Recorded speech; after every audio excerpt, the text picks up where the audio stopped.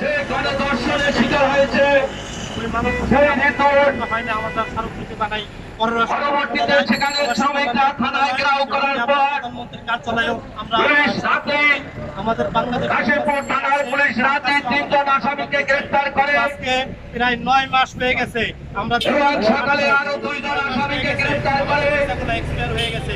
কিন্তু অতীব দুঃখের বিষয় কোনো ধরনের এখন পর্যন্ত বাহারাইন থেকে বাংলাদেশ থেকে সুযোগ সুবিধা দেওয়া হয় নাই। প্রধান আসামি আমরা আজকে কয়েকটা আক্তার এবং ইমারতের পুলিশ তাদের সামনে সংবাদ সম্মেলন কি কারণে ছেড়ে দিয়েছে আমাদের বক্তব্য নেই।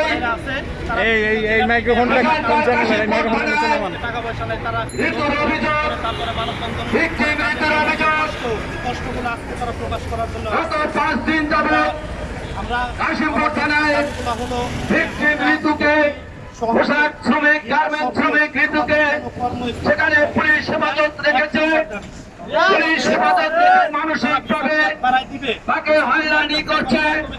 কিভাবে আমরা জানি না। আমরা যেন যে সমস্ত আলামত আছে সময় ক্ষেপণ করে সেই সমস্ত আলামত নষ্ট করে দিচ্ছে। চাই 1 নম্বর এবং গতকালকে কাশিমপুর থানার পুলিশ অথবা কোনো একটা 5 দিন পরে স্কুলে ফিরিয়ে দেয়। ঋতুকে মেডিকেলের জন্য দাবি হলো আমাদের জয়দেবপুর হাসপাতালে গাজীপুর হাসপাতালে পাঠিয়েছে।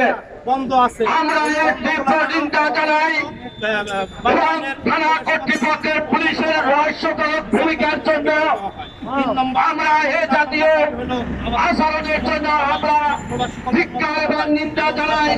এবং আজকের সমাবেশ থেকে আকর্ষণ করে বলবো আজকের সমাবেশে আমাদের এই সমাবেশ এখন শুরু করছি।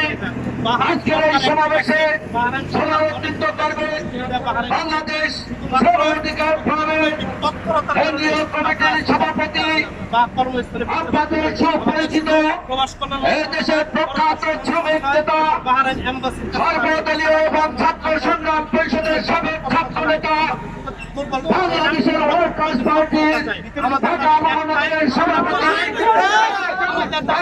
আবুল হাশেম এই একটাই মানববন্ধনে আপনার সভাপতিত্ব করবে। আমাদের মাঝে উপস্থিত আছেন জাগো বাংলাদেশ গার্মেন্টস ওয়ার্কার্স ফেডারেশনের কেন্দ্রীয় কমিটির সভাপতি সুলতান বেহার ভাই। আমাদের মাঝে উপস্থিত আছেন বাংলাদেশ গার্মেন্টস টেক্সটাইল ওয়ার্কার্স ফেডারেশনের সভানেত্রী সাংবাদিক ভাইয়েরা আপনাদেরকে ধন্যবাদ জানাই এবং আপনাদের মাধ্যমে আমরা চাই প্রধানমন্ত্রীর দৃষ্টি আকর্ষণ করতে চাই। আর আমরা আজকে আমাদের প্রধান সচিব পররাষ্ট্র কল্যাণ মন্ত্রণালয়, প্রবাসী কল্যাণ মন্ত্রণালয় এবং